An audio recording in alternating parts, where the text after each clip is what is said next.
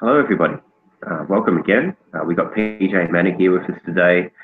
We've known each other for ages in the transhumanist community. I think just online. I'm not sure if I actually met you when I was in San Francisco when I helped organize a conference. Yes, that's actually you were there. That's right. Yeah, and exactly. That's right. That was in 2012. My memory's fading. I think I need some of those implants. We all do. Okay, well, I'm showing my years, aren't I? Right? Oh, goodness. So we're going to be discussing PJ's new book, Identity, as well as the earlier one, Evolution, which is part of a Phoenix series which you've been writing. So would you like to just give us a brief introduction to the books and your impetus for writing them? Sure. So Revolution is about Peter Bernhardt, a bioengineer who comes up with brain-computer interfaces that could change Alzheimer's, Parkinson's, etc. However, there are some people who would very much like these technologies for themselves, and it involves government conspiracies and plots and betrayals of best friends, and they leave him for dead, and he has to figure out how to take those technologies that he's developed, apply them to himself, and become the revengeful person to save both the country and the planet. I would best describe it as a combination of The Count of Monte Cristo meets Frankenstein, except where the monster and the creator are in fact the same person. So that was book one. Book two, which is Identity. Peter Bernhardt isn't quite human at the end of book one, and he goes by the name now of Thomas Paine. Yeah, and he has to become re-embodied and fight the bad guys whom he thought he had finally dealt with at the end of book one. They come back, and it's an even bigger arena than it was before. So just the US, it's now global, and he needs to save the day. But it being book two, we're going to move the saving the day to book three, which is called Conscience. And I'm a big fan of Alexandre Dumas. I think he was the man when it came to telling fun, adventureful stories. So book one is very much Count of Monte Cristo. Book two has a lot of Three Musketeers in it. And book three, it's not really a spoiler, has a lot of the symbology of the Man in the Iron Mask. Okay. So, nice. So I mean, you've done a lot of reading and a lot of research in these areas, and you joined, I heard actually, you've done a wonderful interview with Nikolai Danilov. And I noticed that you did quite a lot of research in the past, and this has been going on since 2006. Part of the reason you joined the Futurist community. Exactly. So I made well, thank goodness I'm not a journalist, because I broke the cardinal law, which is joining the group of which I was studying. And I discovered that the World Transhumanist Association, fantastic people, didn't know how to market themselves out of a paper bag. I love you guys, but you know, it's true. So I decided to try to help. I ended up joining the board of the WTA. I decided it needed to be renamed because it was an awful name. I rebranded it to Humanity Plus. So transhumanism, it was named, like, it was the World Transhumanist Association. Now it's Humanity Plus. So what's the problem with the word transhumanism? Why don't you like it? Or why do you think other people don't like it? I've always said, and I know Max Moore has a huge problem with this. Hi, Max. That it feels like when I hear the word, I see a bunch of men running as fast as they can along a train boarding platform to catch the train of radical evolution, and leaving a lot of people behind. I get a sense of exclusion, a sense of that it's always something that's in front of us. And one of the things that I've always profoundly believed about transhumanism is we've always been transhuman, ever since we created our first tools and clothing and medicine. all of these things were things that made us more than we were before. And right now, we're taking the things that first made us more than human, wheels, levers, pulleys, etc., and we're making them extremely small. We're putting them inside ourselves. We're taking these tools and we're incorporating them into our bodies, which I think is actually the great transition in humanity, as big a transition as language, as writing, as many other as the Industrial Revolution, as many other technological thresholds have been before this. So transhumanism is actually this continually advancing line in front of us of from where we are now that we think is normal to the thing beyond us right now, which isn't normal. Yeah, well, I can share with you that I spent some time on the board of Humanity Plus there, and yes, and I did interview Max Moore before that, and he says that he reserves the term transhumanism to refer to radical changes in how we use technology, and well, yes, also incorporating into the body. But it seems like there's a bit of a grey area there. I mean, what was radical yesterday has now become commonplace today. Exactly. I think it's a very useful term, and it does serve, you know, like some sort of intent that people can identify with. But yeah, I do get your point that it can be made to sound exclusionary, and people can look at it as though there's people, you know, hard to predict what they're doing, and it's a sort of a clannish mentality that it's an ism or an ology or something like that, where, you know, you need to buy a ticket to get on this train. Exactly. And, you know, if you don't, you're going to be left behind and you're not good enough anymore. So yeah, that's an unfortunate side effect of this. Exactly. So, you know, I took advantage of the fact that they made me chair of then again, now Humanity Plus, and really try to get as many people to understand these ideas through creating H Plus Magazine with James Clement. And Are You Serious? From creating Convergence 08, you know, with Christine They were Peterson. great conferences. It was a great conference. It was the first. A number of those videos. Yeah. Right. It was the first multi-futurist organization conference that had ever been held. So I was trying to get as many people aware of the concepts of transhumanism without either alienating them, frightening them, making them feel negative in any way to these ideas, because here's really my personal mission, and this is everything I do, from the nonfiction articles I write to the fiction I write to the speaking I'm doing right now. My mission is very simple. I want people to understand as much as possible what's coming and start to have the thoughtful dialogues at a personal, national, and global level at how we're going to deal with these technologies, because these technologies are so much more powerful than we understand, or that most people understand. And I actually believe the issue we have right now politically in the world with the rise of the, you know, the alt-right, or whatever you want to call them, is future shock.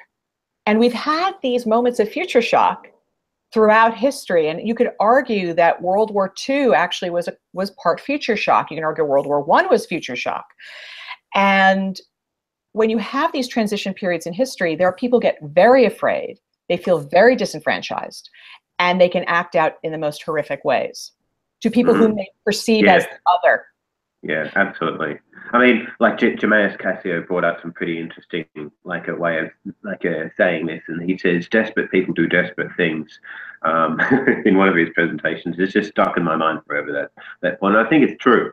Exactly. I think there's a lot of truth to it, and I think that, you know, we need to make people really aware that there are some changes coming, and hopefully, Marcus Aurelius, he was a brilliant philosopher in his time. He was a Roman, and he said at one stage, looking back over the past, and this is while the Roman Empire was still running. Okay, so looking back over the past, with its changing empires that rose and fell, you can foresee the future too. So my question is, what are we doomed? I mean, is this just a repeating cycle? Is it always going to be the way? Are we doomed? Right. I want to know if we've got a date for this doomsday scenario, or is there anything importantly different this time that we can really try and avoid or alleviate the fallout of the falling empire that we're now existing in?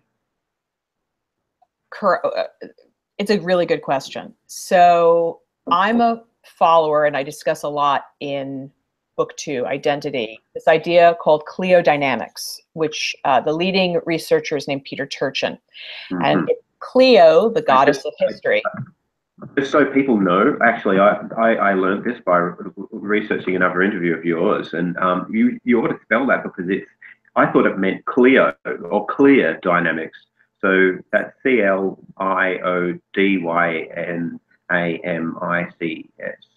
Yes, Just correct. let people find it. Right. Right. So Clio, CLIO, was the muse of history, and dynamics means a state of change. Yeah. And so it's this idea that history goes through periods of change, but it also goes through cycles. And at first, so Peter Turchin and many others are actually biostatisticians, ecologists, people who study systems with many variables under constant change. And they started wondering, well, hold on, if we could map cycles of predators and prey and famine and climate and all of these other variables and predict with great accuracy what would come within this ecosystem, why can't we do that with history and people? So first they went backwards, and they built a model backwards. And they started from pre-Roman Empire and worked their way through all the agrarian ages. They did different civilizations all over the world. And they noticed that there were these constant variables that depended on whether we were at war or peace. And they included things like feast or famine, disease, pestilence, a sense of whether there was a frontier. And you had an other at the end of the frontier to knock up against. And this could create this sense of community, cohesiveness. Cohesion is actually the term they use, where it's an us versus them scenario. Another issue that they talk a lot about is what's referred to as elite overproduction, which is the sense that you've had a period of peace, and the elite of the society are reproducing like mad. But the seats at the musical chairs of the elite world are actually quite limited. In the US, we have 50 senators and however many congressmen and 1 president and 9 members of the Supreme Court, and then we have only so many Fortune 500 companies. And we look at this production of people who are coming from means, they get great educations, and they have an expectation to climb up the greasy pole of power. But there are not enough seats at the table. So what happens when periods of elite overproduction is that they start to scrabble against each other, and they cause ideological conflicts that filter down to the rest of the society. Society doesn't actually generate the conflict. It's really the elites who are fighting for their position of power.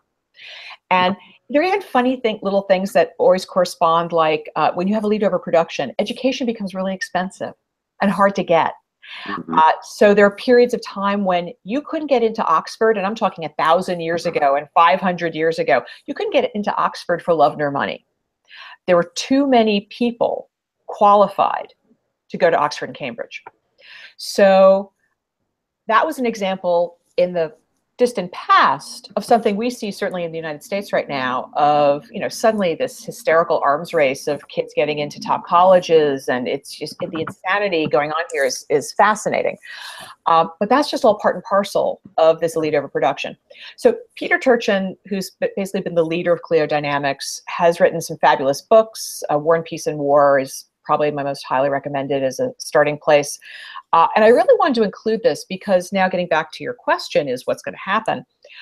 He predicted several years ago that we were going into a trough a normal trough. We were in it in the 60s. We were in it in the 30s. We were in it in the teens as we went back in history. Every 40 to 60 years, this cycle starts up again. And we have these troughs where great conflict happens. And we're in one right now. The nadir, in his opinion, is 2020, 2021. And so basically what he's saying is we haven't hit bottom yet. And he's pretty much the smartest guy I've found about these things. So I'm willing to give him the benefit of the doubt that it's going to get worse before it gets better.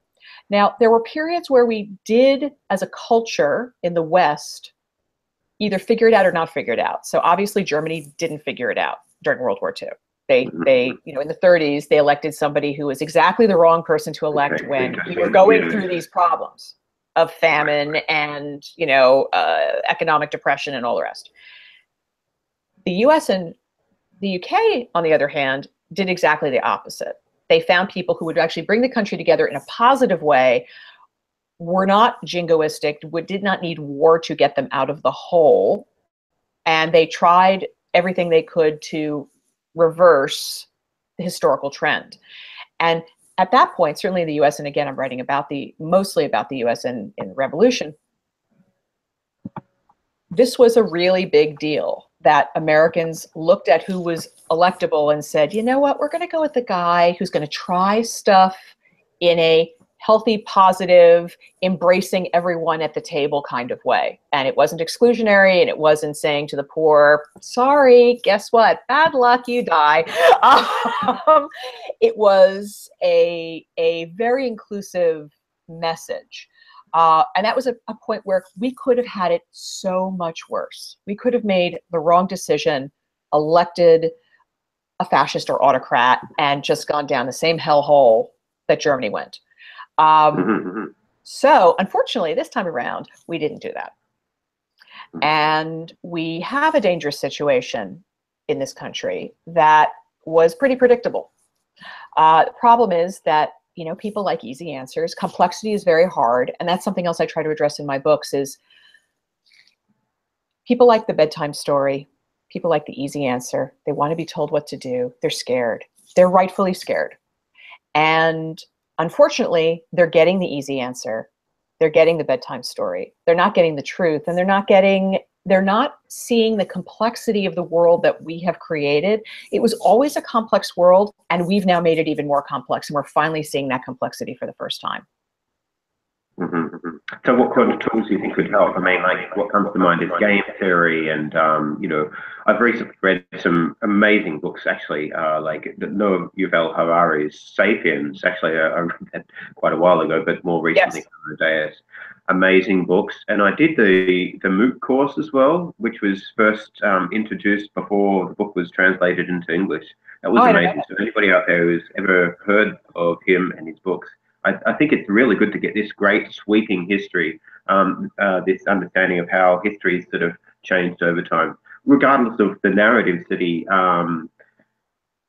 in the books. I think it's really, I think they're really good myself. You don't have to agree with his narratives, but just getting a wider understanding of the historical arc there is totally worth doing to help situate yourself in history. And I mean, like, yes, having a look at history and trying to get some answers, asking history in a sense, in a very practical and rational way is totally worth it. So yeah, game theory and historical analysis seem very important to me as well. So yeah, what kind of tools do you think, and how do you use these tools we could bias the odds of a beneficial future?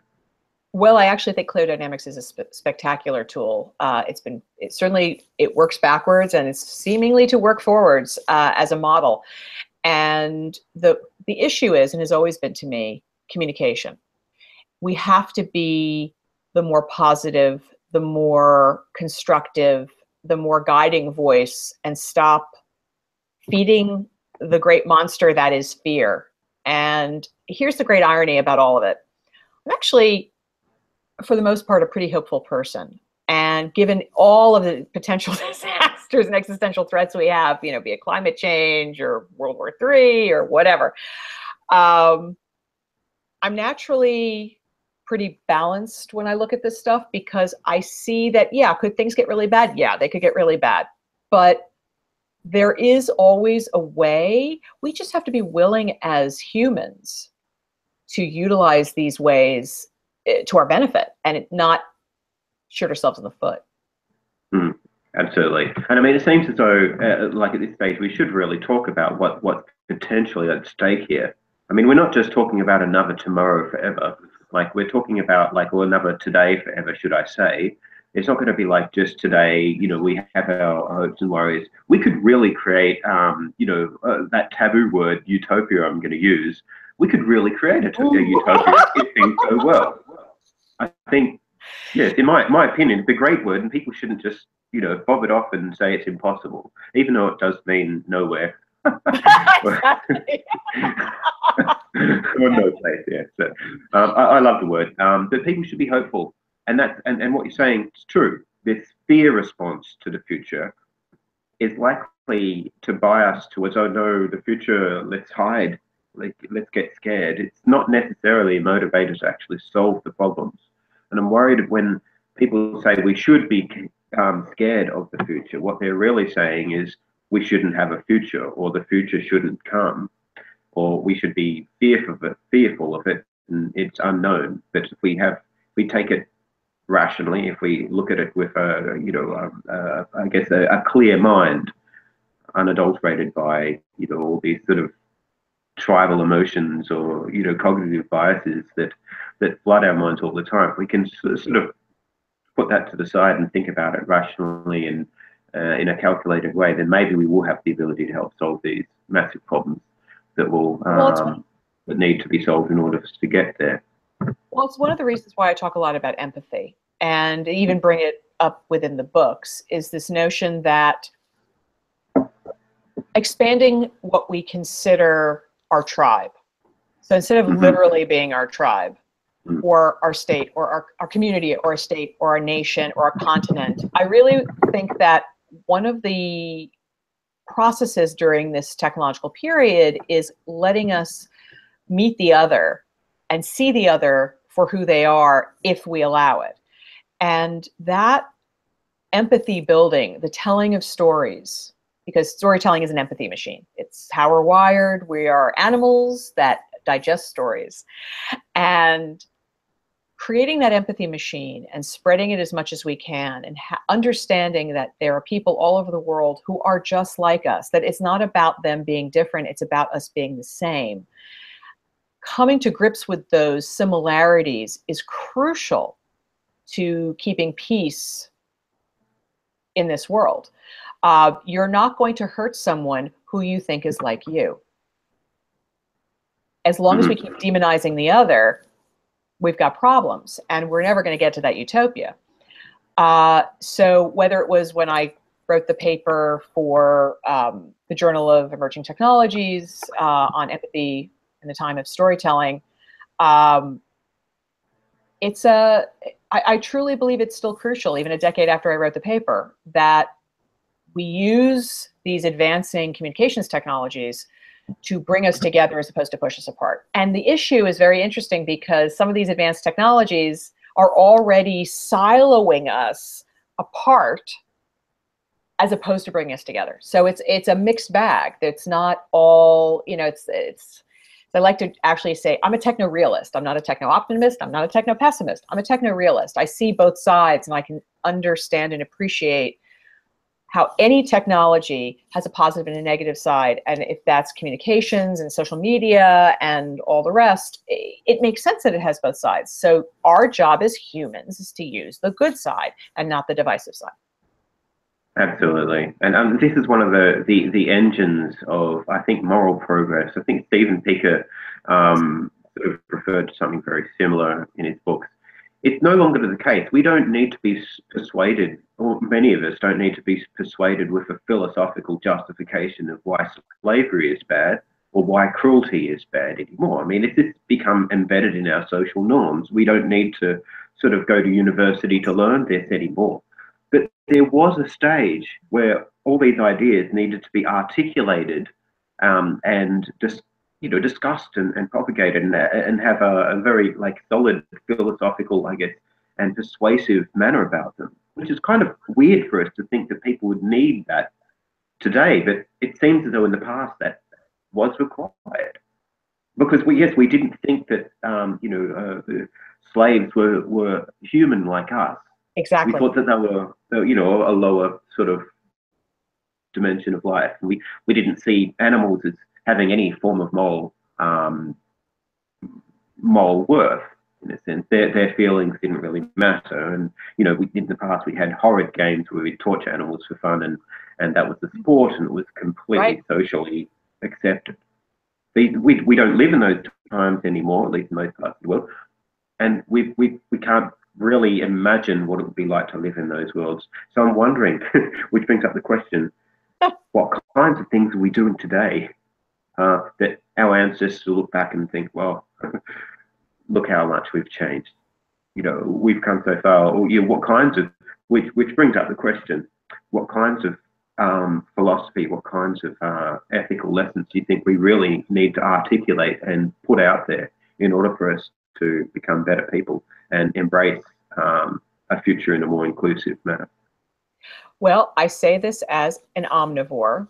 I think we need to understand that animals have feelings and lives and internal life that we need to acknowledge. I will be the first person online to eat lab-produced beef or whatever.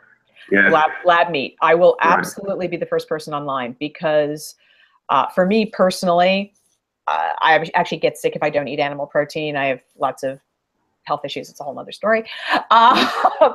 But I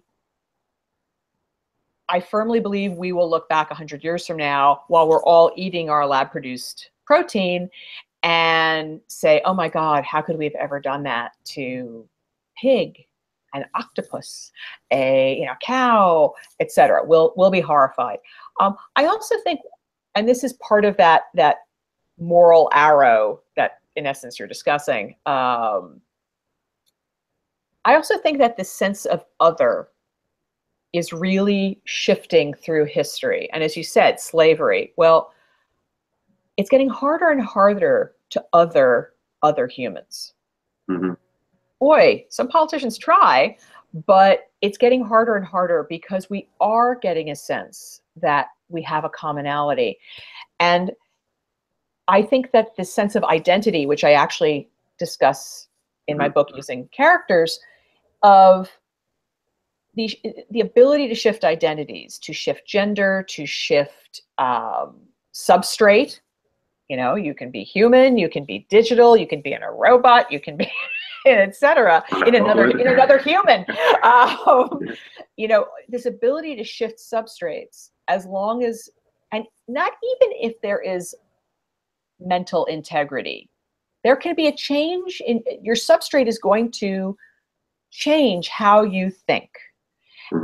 But there's going to be a sense of continuity, this idea that people think, oh, if I go into the transporter, like the classic transporter thought experiment, I'm going to be a different person when I come out. Okay, so what? In essence, you have that being, that mind, that theory of mind will be, in that case, precisely the same.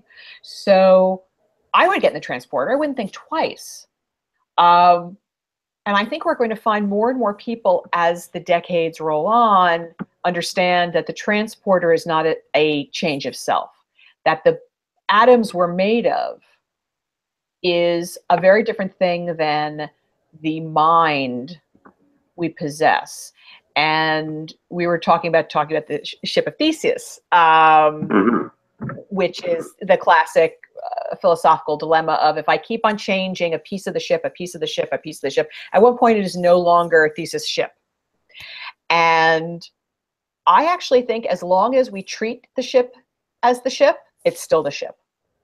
Right. Is there a continuity of pattern that is continuing there? It's not necessarily the substrate, but the actual logical, functional patterns that seem to be continuing. Randall Kuhne, who I've interviewed about this before, and I sort of agrees with that sort of analysis. Is that similar to what you think? Absolutely. Absolutely. I truly believe that the continuity of pattern is what it's all about. And it's a really hard concept for people right now because they've never had to address it. But interestingly, we see it very interesting in things like Alzheimer's. We kind of seen the flip of it. So the continuity of mental pattern changes, but the physical pattern is still there. So we're used to seeing that transition and accepting the physical pattern as the constant. And yet the mental pattern may be completely different. I believe that as we are able more and more to record mental patterns, that we're going to find that that becomes an equally valid form of identity. And it just has to happen and start rolling for people to start to accept it, because, you know, this is all just storytelling and thought experiments and the rest. And, you know, and actual experiments. Look, I do agree that it's an excellent opportunity at this day and age, like to use science fiction in a way of speculative fiction, tell stories about the future that you know, it becomes all the more apparent that there are problems that really need to be solved today. And this is, you know, there seems to be like a set of philosophical problems and technical problems that we really need to focus on and sort out in order to bias the likelihood of a beneficial future, or we might end up in a dystopia. And it's funny that a lot of the science fiction out there is really about dystopias. It's hard to write a good utopia, isn't it? I've interviewed a number of science fiction authors like Kim Stanley Robinson, Cory Doctorow, and things like that. They all think that it's really hard to do, but it's totally worth it. Oh, it's absolutely worth it. And the funny part is, you know, people were saying to me, "Oh, you write dystopias," and I'd say, "Really?" I didn't see myself as writing dystopias because I actually know where the story is going, and it's going to go to a huge transition in how we see ourselves in humanity and civilization. So in that, I think there is, it's not whether it's utopic as an end game, it won't be. It'll be the beginning of something that could be utopic. But I do want people to see, again, that change is not to be afraid of. We should not be scared of change. That what we need to do is look at the change clear-eyed, and with as little bias as we can, because everyone has bias, and try and adapt, because again, that is what humans are good at. We adapt. We adapt to the coldest places and the hottest places. We adapt to every kind of system humans have been able to create.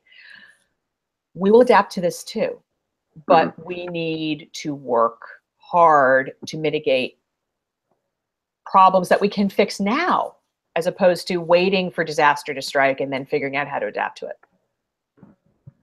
Yeah, I mean, I think we just need some, like, a clear-minded and sober-minded hope that we can achieve something bigger and better than what we have today. I mean, we can't, you know, we don't have crystal balls. We can't see what the future will be exactly, but we can envision what it could be. And yes, that's the sort of hope that I'm talking about. It's not the same as, like, you know, a faith in something that there's no evidence of. And I think that's an important distinction, because people look at futurists and think, oh, they've got no idea what the future will be. They can't make claims about that. After all, we cannot know what we'll discover tomorrow, but we can have, we can make, you know, reasonable inferences based on what we understand today, looking at trends and how understanding who, like, what makes us and what our identity is made up of today, and make projections about what might be possible in the future, for sure. And yeah, it's great that you're. Yeah, they're black swans. Things will happen. A meteor could hit us, you know. Oops, I was wrong.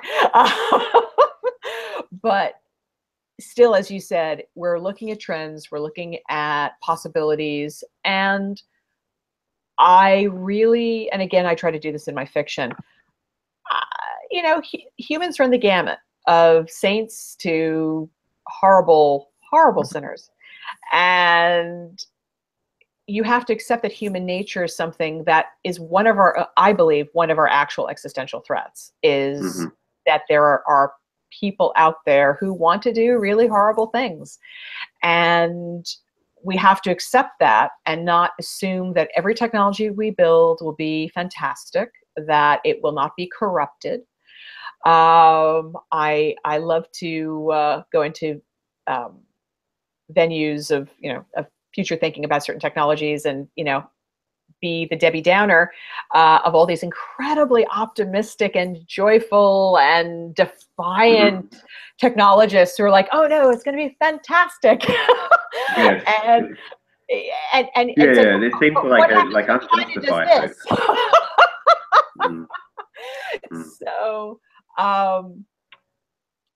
this is the kind of thing that we're again dealing with complexity, and accept that complexity is going to throw incredible wrenches into whatever we think is going to happen, and just accept that complexity will always win, because we're not that good at it. So what like in your book you've got some the people who belong to secret societies, and they sort of band together and sort of conspiracize. But when people bring up conspiracies amongst rationalist crowds, oh god, it does raise alarm bells. So let's just define the types of conspiracies that you think are possible, that are happening today, that are real, and the class of conspiracy talk that is just a little bit ridiculous, and just so people know what we mean, and the sorts of things absolutely that we're actually focusing on here, instead of just like conspiracy theorizing. Conspiracies, right? So the kind of conspiracies I'm dealing with, while they seem a little outrageous, actually aren't, because I base the Phoenix Club on a group of actual real secret societies. They're absolutely real. They've been documented. They've got histories written about them. And one particular one in my own state, which is definitely, partially based on the Phoenix Club. It's had every Republican American president since Hoover, who helped establish the club. Later, it was actually established by a bunch of writers who didn't want to pay for their drinks in San Francisco and found some rich guys to pay for them. Like, hey, you can hang out with Mark Twain. He'll tell you great jokes if you pay for his drinks. So, but in this particular case, the way the club evolved, it became a mover and shaker club, mostly Californians, but a lot of national figures as well. And it would be the first place that things were discussed about the potential of going into Vietnam, the potential of nuclear weapons, the potential of a whole bunch of things. Nixon gave some what were called the lakeside speeches there, and where you would have a discussion at a very selective elite level of topics that were going to be dealt with by the nation and the world as a whole. And it was that sense of, in the musical Hamilton, they said you want to be in the room where it happens. Well, these are rooms where none of us are ever going to be in them.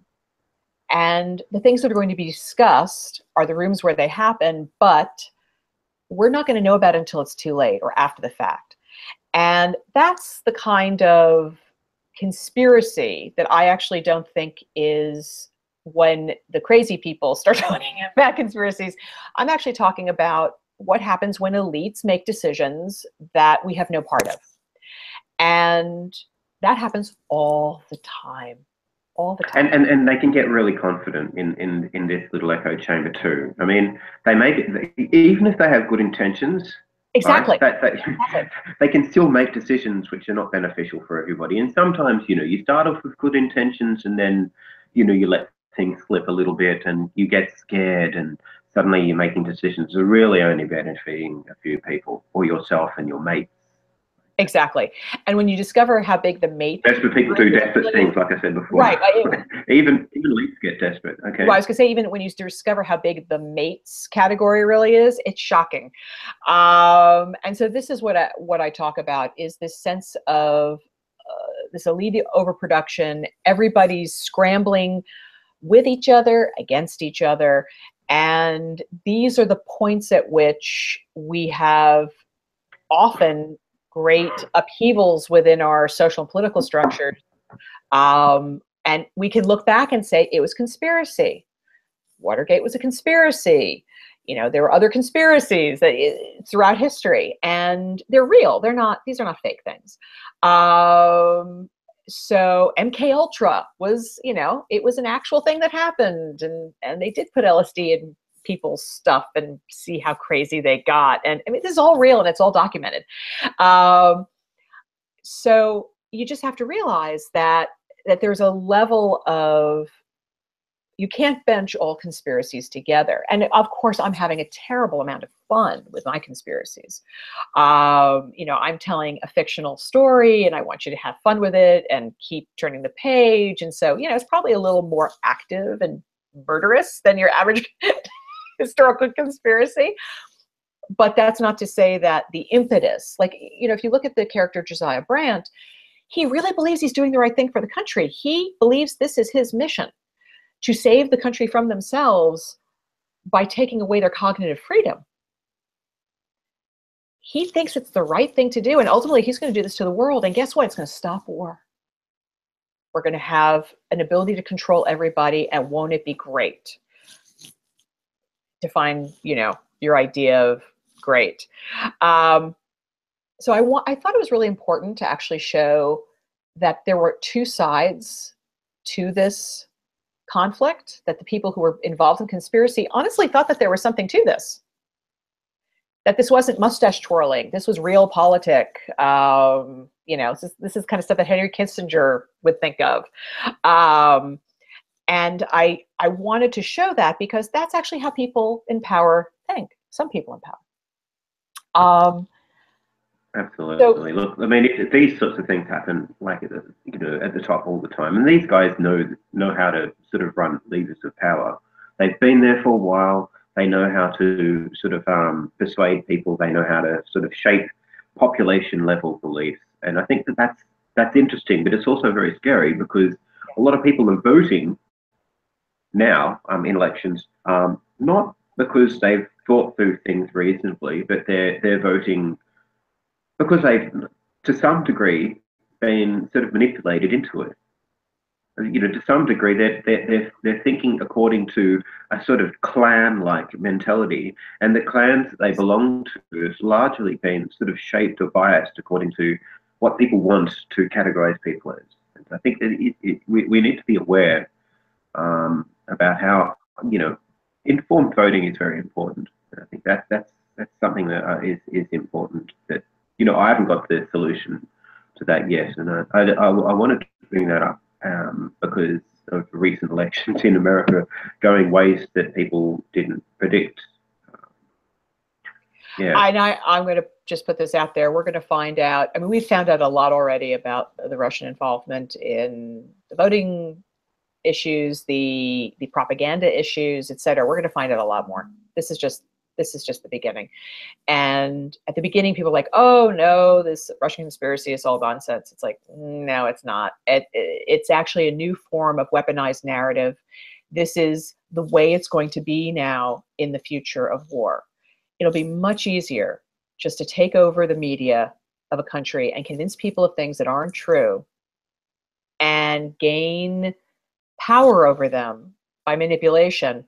Who needs a bomb? Why bomb people? Keep the country prosperous enough that you can take them over. I mean, this is going to be the new reality of war.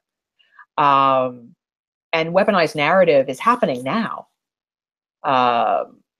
Joel Garreau, in fact, who wrote Radical Evolution, the great book that for many people kicked off their interest in transhumanism, is in charge of a big weaponized narrative think tank at, I think it's Arizona State University. And this is a big deal. This is something that militaries are actually trying to get their hands around because they've never had to deal with the level of propaganda and control of media before, ever in history. Right. And this is something very similar to what happened at Brexit with Cambridge Analytica. Exactly. Right. Well, we had Cambridge Analytica here as well. I mean, they worked for Trump. So it's amazing. Cambridge Analytica just recently visited Australia to have a meeting with our president. So. our Prime Minister. So just, you know, just putting that out there. Yeah, this is real. Yeah. Yeah. So again, I hate sounding like crazy conspiracy theory person, but no, this is real. This is the sad reality of what we're dealing with. And again, I'm trying to get people to understand that this is real and to start really thinking about it. And even if it's in a fun fictional setting, ironically, stories land better and harder than reading a nonfiction think piece in the Washington Post or, you know, The Age or whatever. Interesting. I think that's maybe people have less sort of biases put up. You know, they don't have to commit to agreeing with everything that's written in one of these science fiction books, because you know, they're just reading it as a narrative. But once you absorb it all, then you can consider and you can play with these sort of ideas. And that's the great thing about speculative fiction or hard science fiction. I think it's one of the beautiful aspects about this particular genre. But I think a lot of other genres don't really have enough of. Yeah. I agree. And it allows you to play out ideas in a story and character setting, because again, that's how we take in information, in a story and character setting that you wouldn't be able to do as well in a nonfiction way. And just wouldn't be as much fun and as compelling to read. You know, I care about that. I care about the number of readers, the number of eyeballs that are consuming this information. And I want to maximize that as much as possible so that people learn. It's really as simple as that. Look, actually, I really enjoyed the covers of these books. They look amazing. Who did these pictures for you? Because they are really beautiful. They're fabulous. I mean, they are. They certainly are. And so are the titles, but those covers are crazy. And I'll try and, you know, I'll link to these in the description once I finish the video here. But yeah, the people should really check those out. Even if you just buy the book for the cover, it's totally a great buy. They're totally gorgeous. So Adam Martinakis, who is a Polish-Greek 3D computer graphics artist, designed the pieces. He has an incredible website. So Martinakis, Adam Martinakis. And I highly recommend looking at his art. It's spectacular. So what we and my publishers did was license some images he had. Now, interestingly, they were in different colorways. So the original Revolution art had a gray on gray background, and the gold. You've got the books right behind you. Do you reckon you can just hold them up to the camera? Yes. So we can see what you're talking about, because they are very beautiful. I mean, and I've heard a lot of other people comment the same. That one's Revolution. Yeah. That's Revolution. So the kind of blood vessel things were originally red, like blood, and it was gray on gray. But the image was so spectacular, and I love how that they kind of wrapped the image around. Whoop, let me lower it a bit. No, too low. There you go. Wrap the image around the cover. His work is spectacular. So we said, can we make the background blue? Can we do the, blood apparently on book covers is a no-no.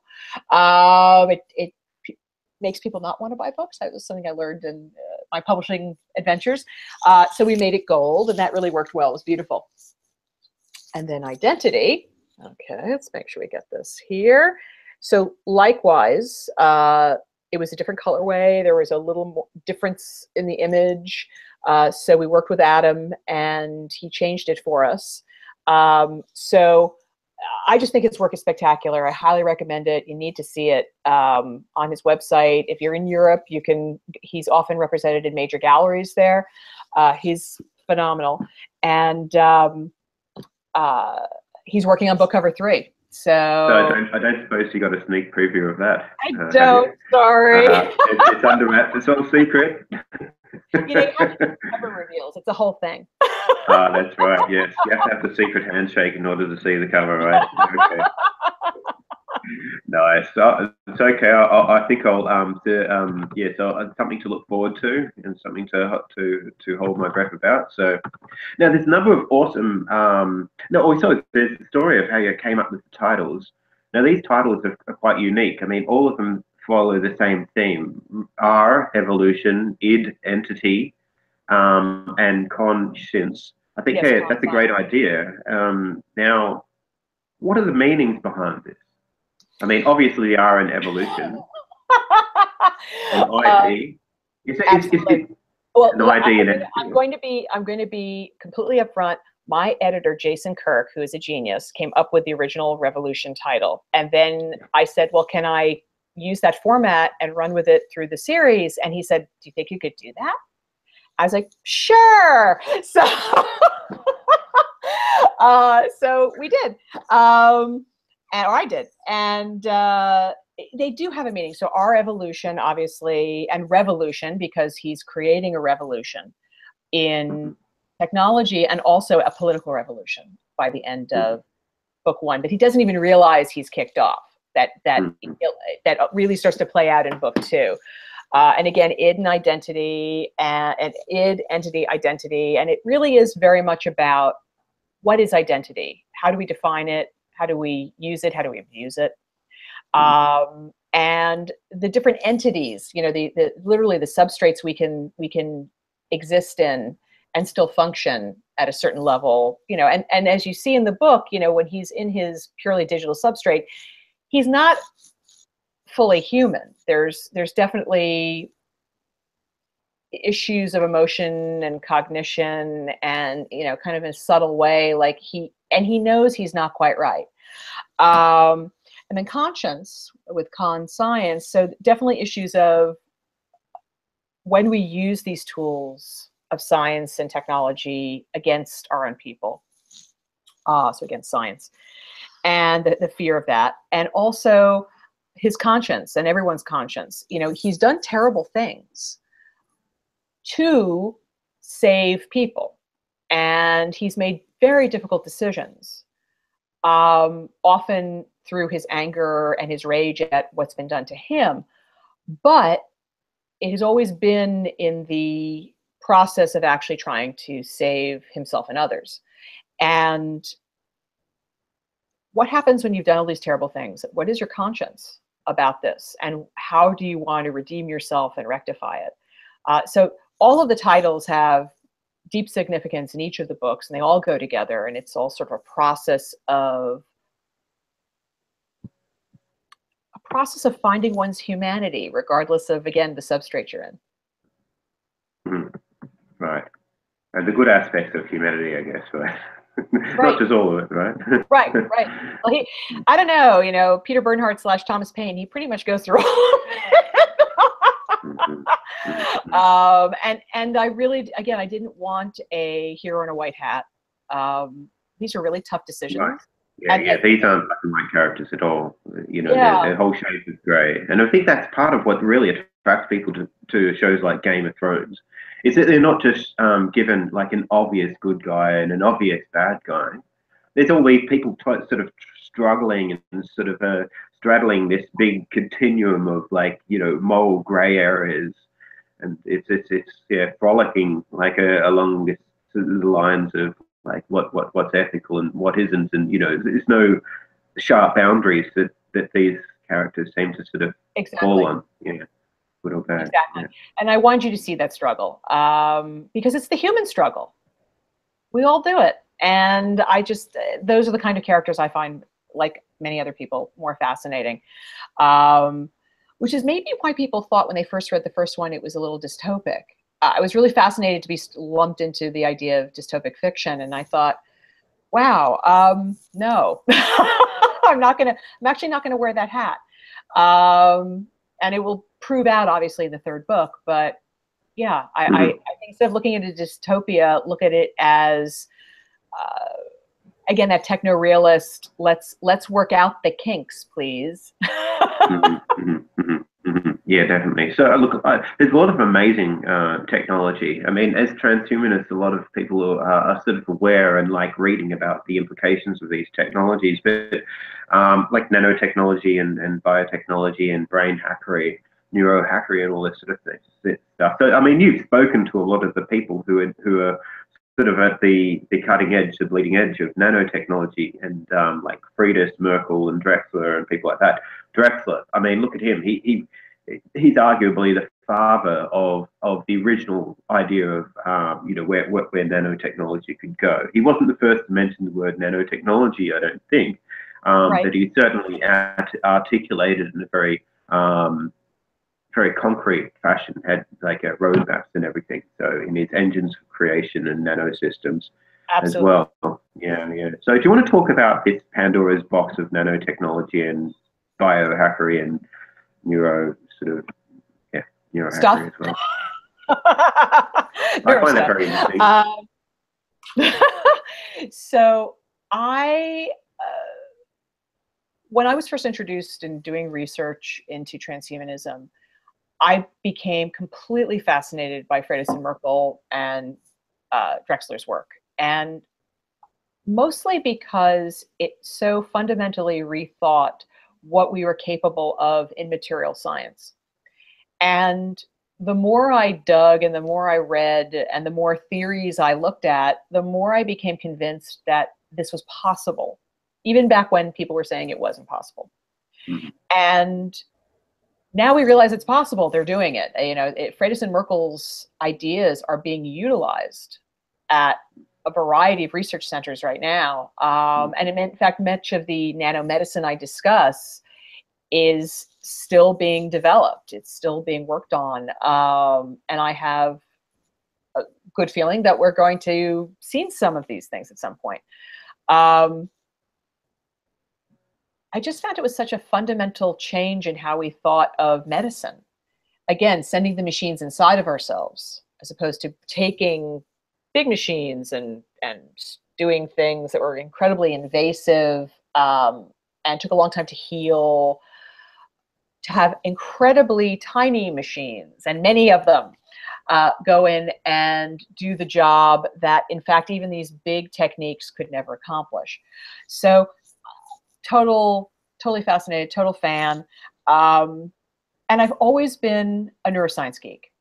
So when I was a kid, I took a summer school class at the New School for Social Research with a very young Robert Sapolsky. He was illegally moonlighting from Rockefeller University, where he was doing his research on primates. And he wanted to at Rockefeller, you can't teach. You can only do research. So he wanted to get some teaching hours under his belt because he knew someday he wanted to go to a teaching university and be able to do that kind of work.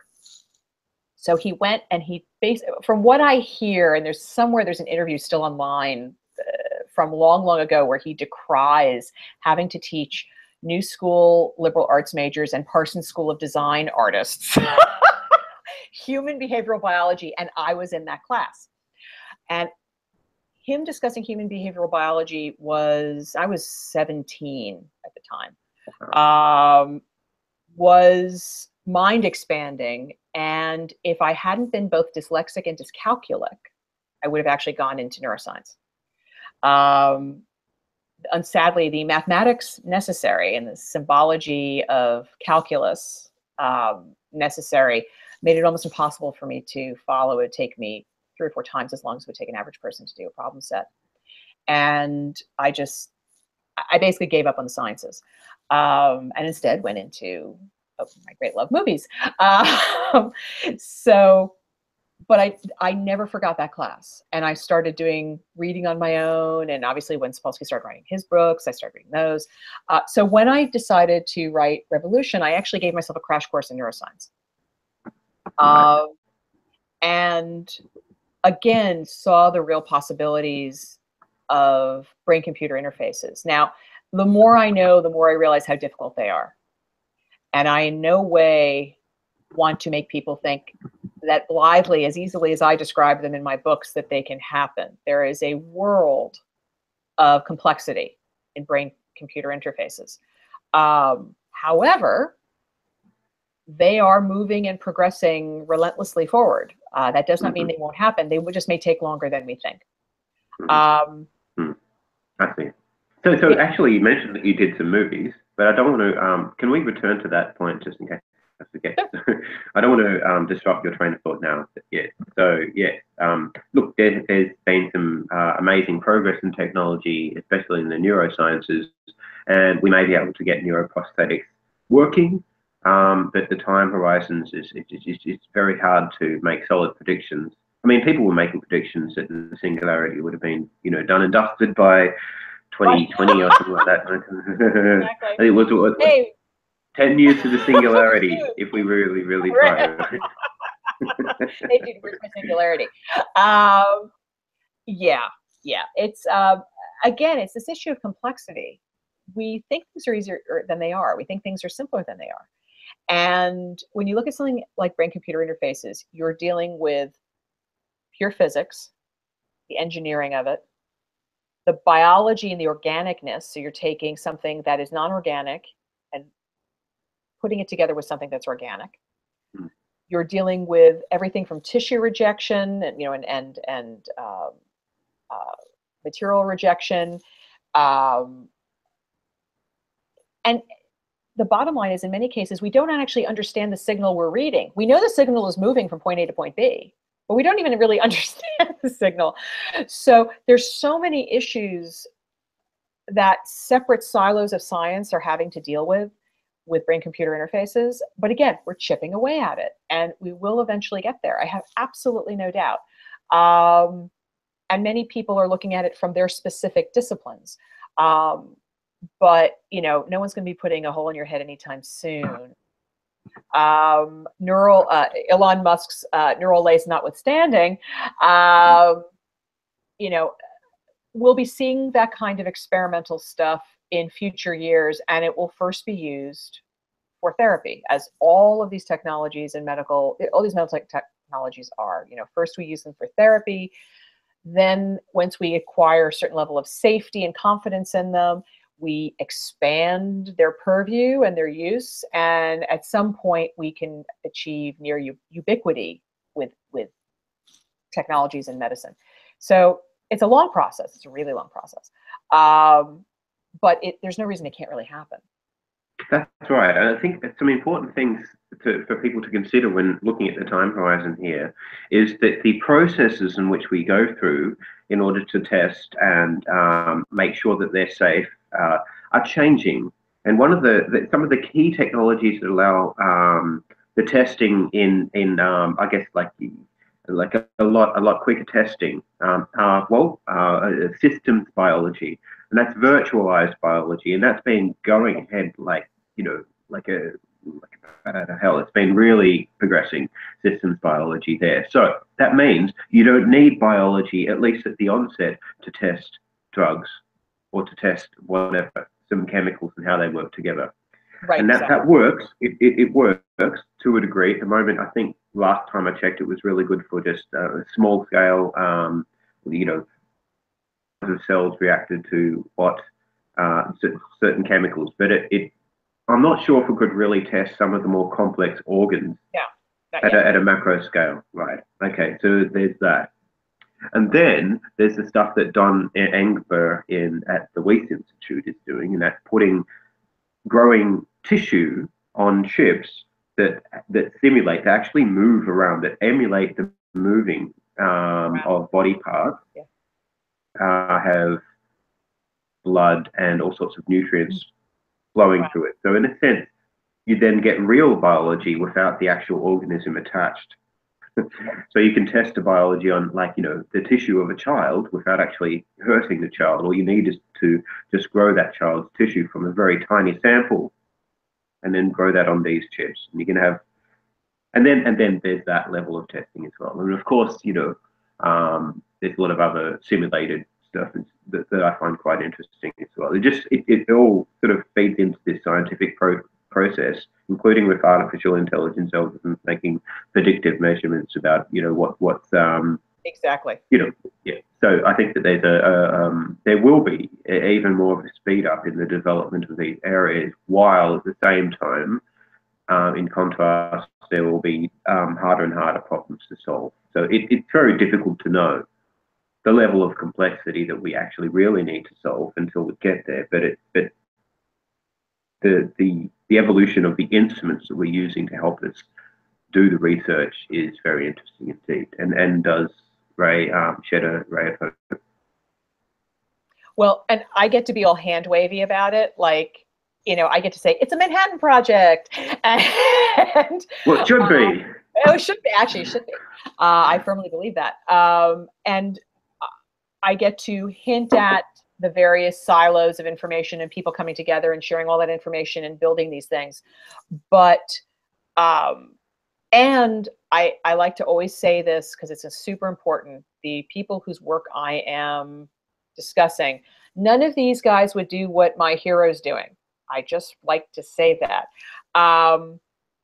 because has to apply this stuff in a very cowboy way. Like, you know, they're trying to kill him, and he has to upgrade himself to survive and ultimately to defeat them. So I'm doing it from a storytelling standpoint. It's in no way possible for these guys to do it. My hero is doing. And nor would the ethics of it be correct, except the fact that he's doing it on himself. And there's a long history of self-experimentation in medicine for hundreds of years. And he is, and I even mentioned some of it in the book to hark back to some of the more outrageous self-experimentation that's happened, so he can justify to himself that, you know, it's like, look, this has to be done. No one else is letting me do it. I have to do it.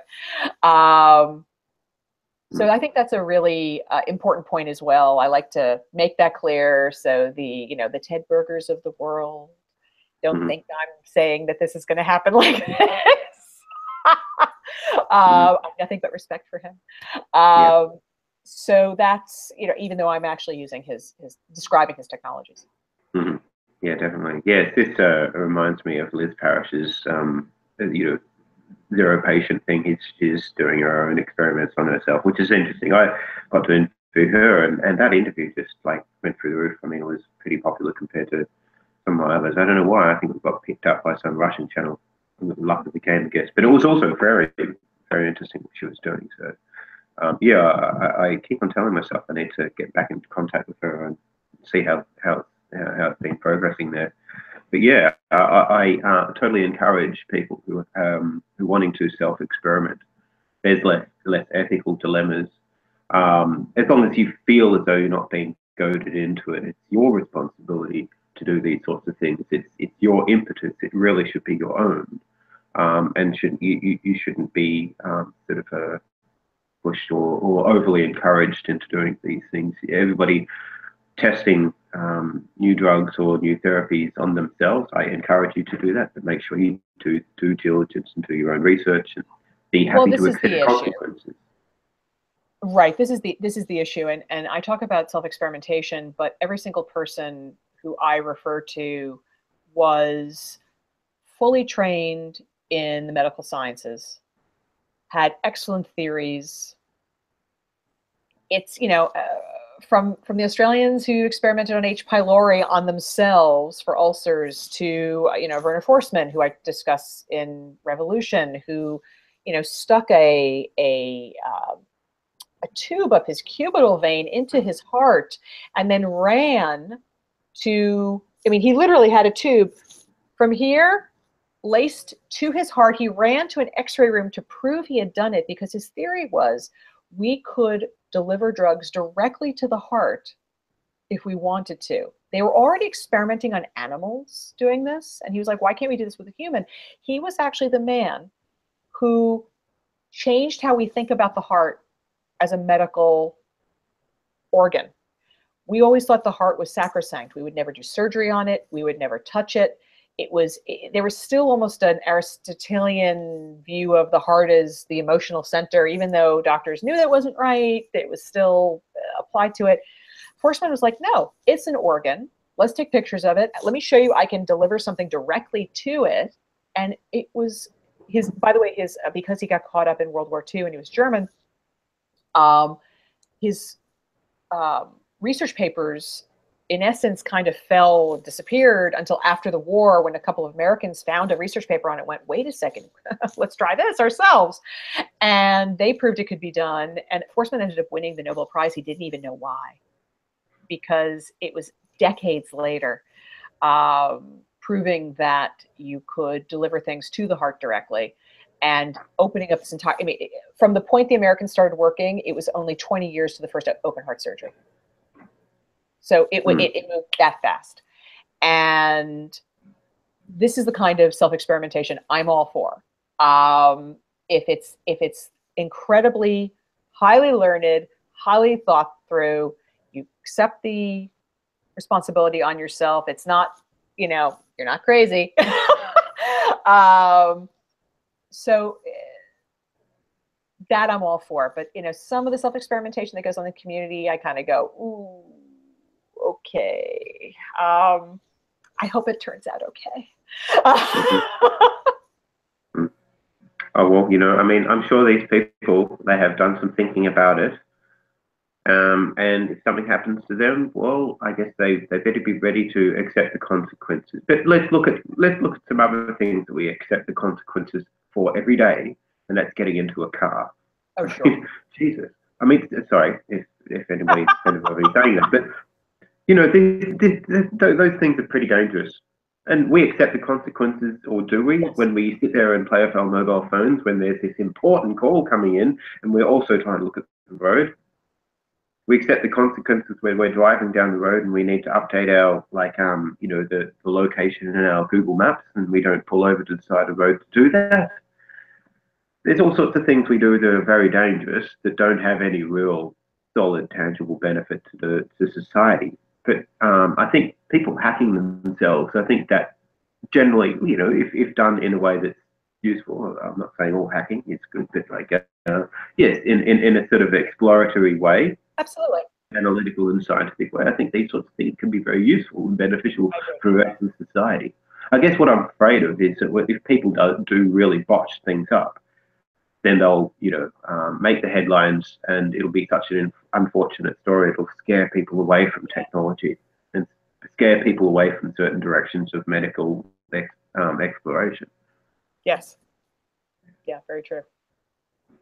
Yes. So look, what are your outlook into the future? It's a little bit pessimistic or optimistic or more realist. I mean, people can look at your books and see a lot of negative outcomes, but they haven't read them all. They haven't read Conscious yet. So, do you think it's possible for technological enlightenment? It's one of the questions I wanted to ask. Do you think you've got a bit of a Buddhist background there? You see Buddhism as a philosophy and not as a doctrine or a religion. Right.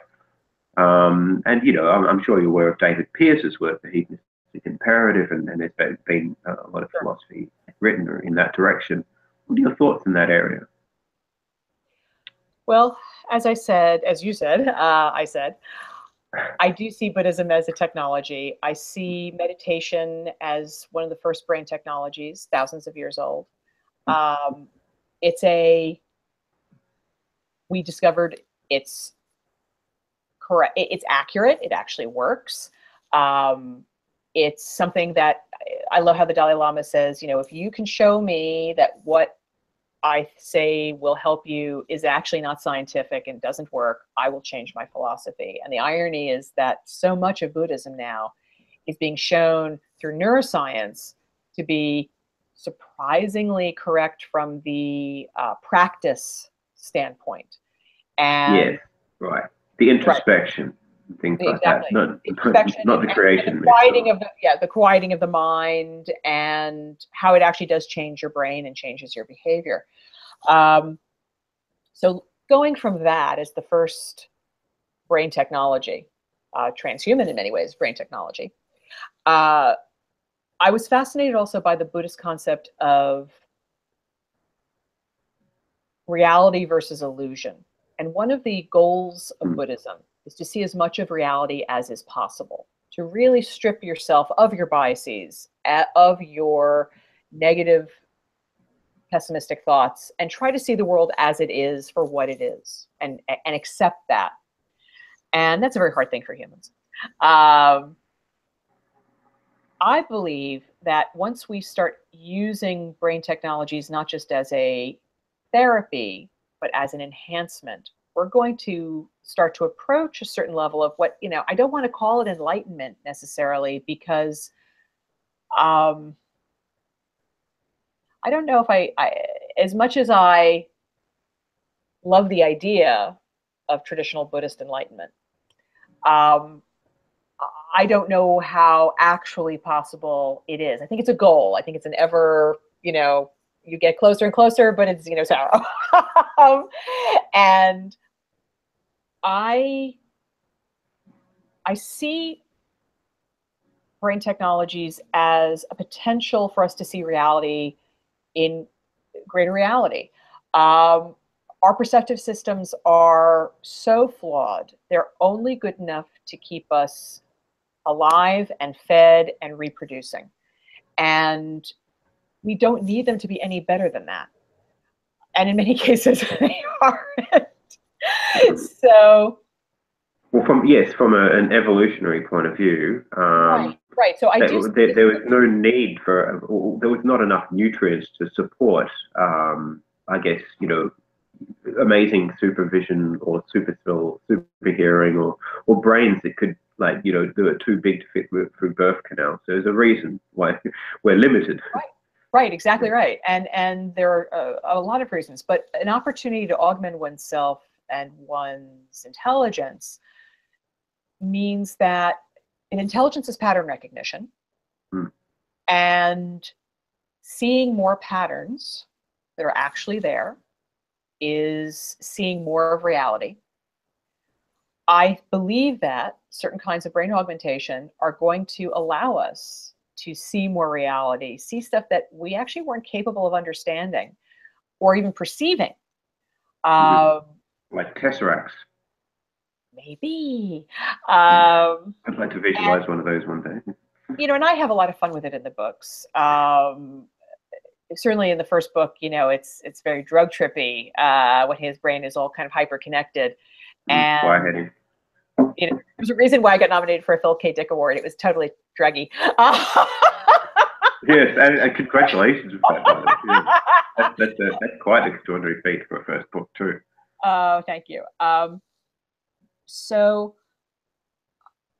I do see that there's this incredible potential beyond just, quote, intelligence, but actually a completely new type of perception. And I even, I go into things that we think of as paranormal behavior, paranormal psychology, and having enough experiences myself with my family with things that certainly can't be explained, I actually think that it is explainable, much like Ben Goertzel, much like Damien Broderick. I actually think it is completely explainable. We just don't have the answers yet. That it is a heightened form of pattern recognition, and maybe this illusion of time we have as a linear thing isn't accurate. Maybe some people do have an ability to perceive that sense of time as being fluid and having a sense of past and future. And so I had a lot of fun with that in the book. Absolutely. Yeah. I mean, it is a lot of fun. Look, I'm totally on board with David Pearce and the idea that we should, try our best and do the most to alleviate and ultimately remove any unwanted or unneeded form of suffering, not only in ourselves, but in a natural environment. But what I often find is, like with a lot of these sort of hedonistic utilitarian philosophies, they're missing a sensitivity to novelty. I think it's important that we try and maintain and enhance a sensitivity to pattern recognition, because we cannot know what we'll discover. There's a vast vista of possible novelty or possible patterns that will be apparent to us once we have the pattern recognition systems that can actually make sense of it. And so there may be vast reservoirs of possible amazingly beneficial novelty, not just fuzz on a TV screen, amazingly beneficial novelty. So if we just become happy idiots, or smacked out drunk dudes just living out eternity sloped over lotus thrones in a narrow bandwidth of novelty, then yes, we can imagine, well, it could be a very fun, like even fun and happy existence, but it won't necessarily be curious or creative, or, and maybe there's even better lotus thrones we can sit on that we just haven't been, Right, we just can't, exactly. we just can't experience it because we don't have the sensitivity to the novelty required to make sense of And this is it. exactly, I love David and I love where he comes from with his philosophical explorations, but this is exactly the issue I have with the hedonistic imperative. And I'm actually happy I'm not there yet. um, and I love this idea that if we can see more reality and we can experience more, that in essence, that is the novelty drive of getting deeper, understanding more. I'm the kind of person who goes through the world, I just want to understand how things work. And Yeah, yeah, I will me too. never Look, stop trying to figure it out. yeah. I think what we should have is we need a new another form of utilitarianism, like call it novelty utilitarianism, right? Effective in. axiology instead of just altruism, right? I'm in. Amazing. Okay, well look, yeah. Well, where do we go from here? How do we get there? I mean, like we've got some people who have access and know how to sort of pull the levers of power, who aren't necessarily making decisions in everybody's interest, and perhaps even in their own, if they're not all that well considered. It would be nasty if, like, all the dividends of the technological progress got filtered through this hierarchy of people who really don't know what to do with it, or who don't really consider the benefit of sharing it with everybody. What can we do then, as activists, if we want to be, to try and help solve the trajectory of the biggest problems, solving the biggest problems in the world, and by I think likelihood of doing, getting to an amazing future and not going extinct and things like that, right? Well, I think it's a multi-pronged attack, and you do what you do best first. I'm not a technologist. I believe technologists need to go to the forefront to solve problems from a technological standpoint. I am not an engineer. I am not a politician. I am not someone who is necessarily at the forefront of leading the flag, but I can tell stories. And that is, I believe, one of the most powerful ways to reach people. The more stories we tell, the more we give them hope that they have a possibility of figuring this out, the more we can reach out and understand the person next to us, the person in the next country, the person in the next continent. This is of vital importance. We really have to keep on telling stories of not just how we're going to fix the problem, but also telling stories about each other and how these problems affect us all. So we're all pulling in the same direction. It's this pulling in opposite in 1,000 different directions that's really dangerous for humanity right now. We have some major problems that need to be addressed, of climate change, of food supply, things like this, of health, of longevity, of a variety of issues that we really need to address right now. And everybody needs to pick one and pick what they're good at. I'm Absolutely. trying to see, with my ability to tell stories, I'm trying to see how I can get people to understand the bigger picture, the bigger context. I am a firm believer in the 30,000-foot view. You have to get that distance and see the bigger picture, and while maintaining your immediacy around you, and engaging in the world. But you have to be able to split yourself and look at the larger context and see how your life affects people around the world, how what you do matters. I think that's actually a thing that so few people really get. What you do, the choices you make on a daily basis matter. And yes, does it mean, I'm not telling you to stop driving your car. I get it. You need to get from point A to point B. You need to put food on the table. You need to keep your job. I get it. But there are the small things we can all do, but there are also the big things we can do by supporting people who are going to address the big issues and not just create divisiveness among each other, for their own political gains. Yeah, I'm worried about the politicization of a lot of the issues, associated with transhumanism recently. And it does sort of reflect a bit of a clannish mentality. And without going into it too much, I'd like to see some transparency, and I'd like to see some critical thinking around these issues instead of just faith in what people say and just total personality worship in a sense. So yeah, I just like to throw that in there. But another question I had about this 30,000 foot view is the idea that there's incentive mechanisms that keep people honest and that keep people interested in providing into this game that we're in a positive some way, and not just going in there to win and expecting in order to win other people must lose, but providing and contributing to the larger like a society, the larger civilization, in such a way that everybody benefits. Sometimes it's not easy to see ways to do that, or what the incentives might be. But it's an interesting problem, maybe a difficult one, but it's interesting. How do we incentivize people? At the ground level, at the grassroots level, but also people at the top to believe in this and to do it. How do we incentivize? How do we build incentives into this game that we're in? Well, to motivate people to do all the right things.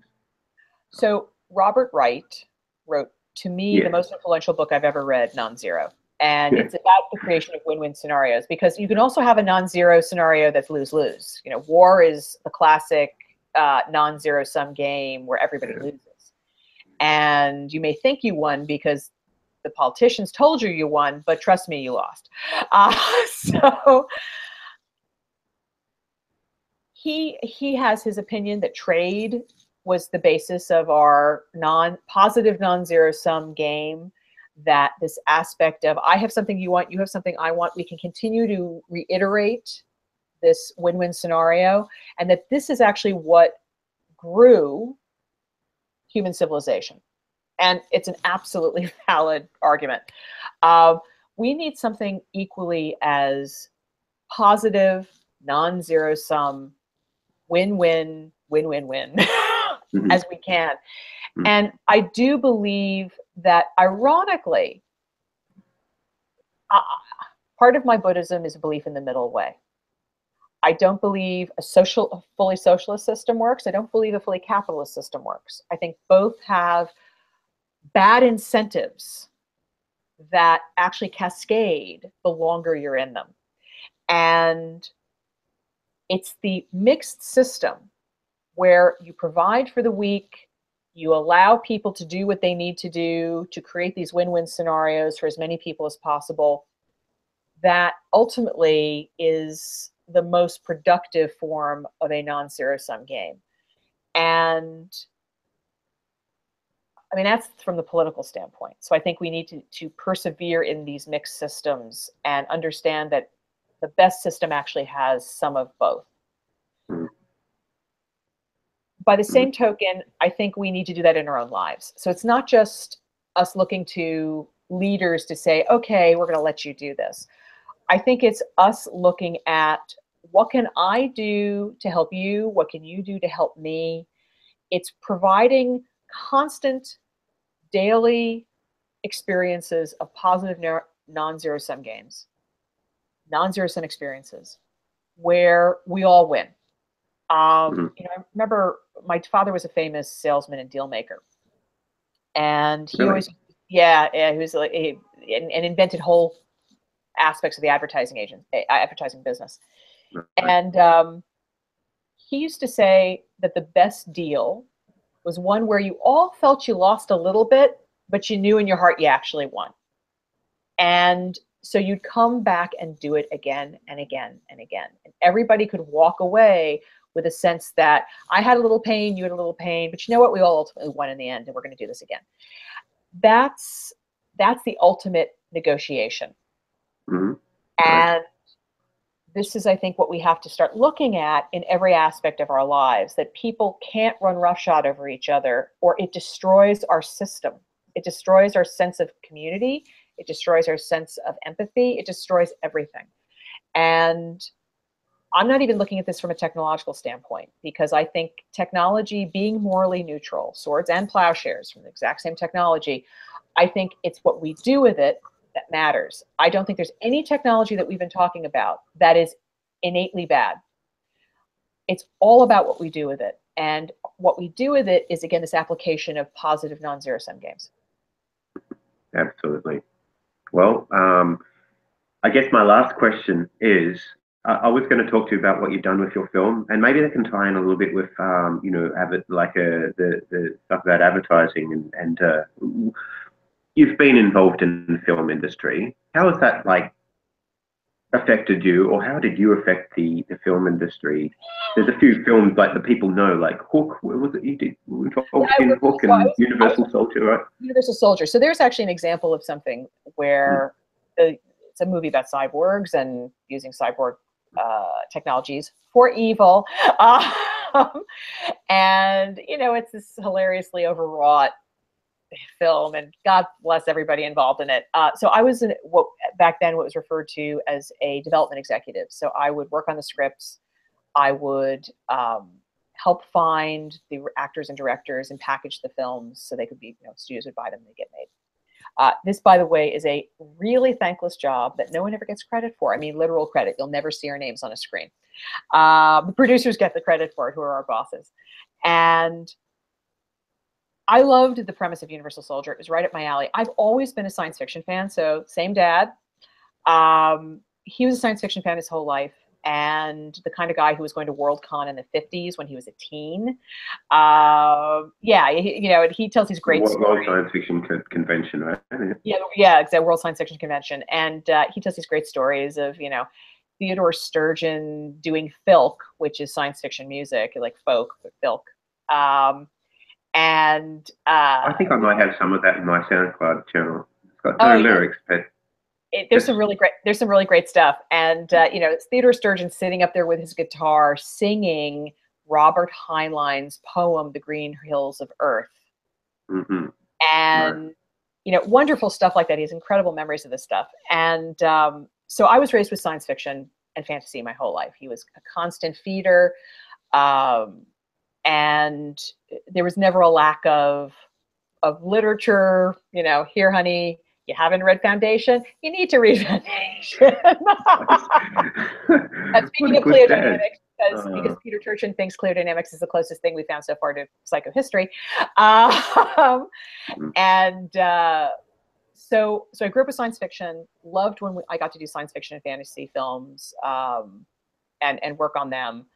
And then, you know, had a ton of fun working on Xena Warrior Princess and Hercules Legendary Journeys. My husband happened to be one of the producers on it, and I was a bored wife in Auckland, New Zealand, who decided to start pitching scripts, and that actually changed my life. I had never written before, and realized I actually had an ability. It wasn't just that I could tell writers what to write, which is what a development executive does, but I could actually tell my own story. And of course I had to do it my way. So, you know, a Xena script was their doctor in the house, where I basically had Xena create Western medicine and teach Hippocrates everything he knows. Cause you know, you have to do that. You have to go there. So you know, there are definitely themes in what I do, and I also love, you know, action. So all the Hercules stuff I did was very swashbuckling, and you know, I love that stuff. So yeah, I mean, there are these threads that go through all the stuff I do, and then my husband and I formed a company called Uncharted Entertainment with Richard Taylor from Weta in New Zealand. And we sold about a dozen projects to the studios. Nothing got made. We had plugs pulled while in pre-production on a couple of shows because, you know, what happens? A network decides we're going to go from teenage boys to teenage girls, and it would be, you know, we have a station here called Lifetime, you know, like Lifetime with a training bra, suddenly from, you know, something teenage boys would appreciate. It's like, you know, it's tough. It's a tough business. So sold a bunch of science fiction scripts and fantasy scripts, and then had come up with this idea for Revolution years ago. My father and I were talking on a ferry on our way to a wedding, my best friend in high school's wedding.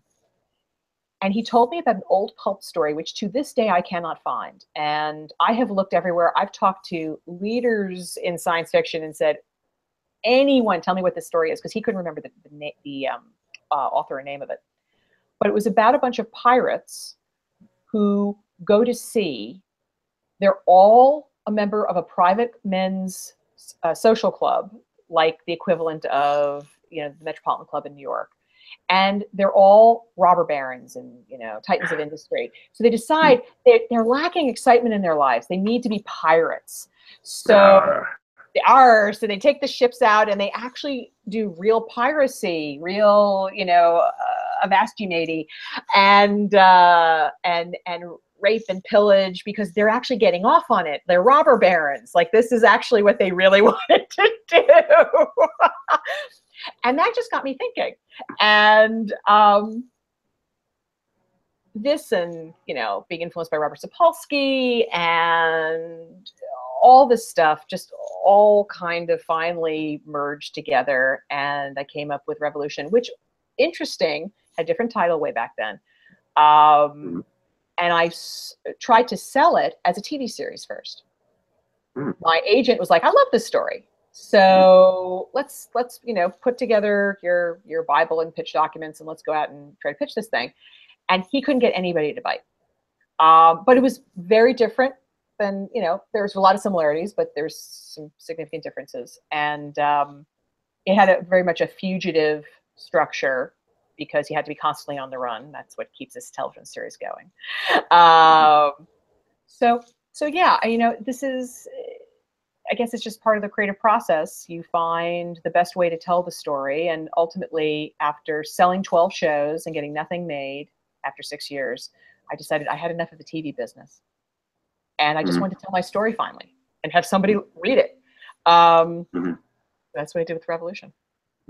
Yeah, and you've got some great reviews I've seen too. So I think some great people are reading it, and it's awesome you've been able to achieve that. But who knows? I mean, nowadays it seems though science fiction is coming a bit back into fashion. So there might be room for it on television. I mean, look how many viewers Rick and Morty is getting these days. That's amazing. I love that show, right? Isn't it incredible? Oh my God, my son actually made it this past summer. Very funny. He's like, why haven't you watched it? Why haven't you watched it? So he actually sat my husband and I on our bed. He laid at the foot of the bed. He had the, you know, it all on. And we just kept watching episode after episode after episode. We totally binged it. It was phenomenal. What an incredible show. Yeah.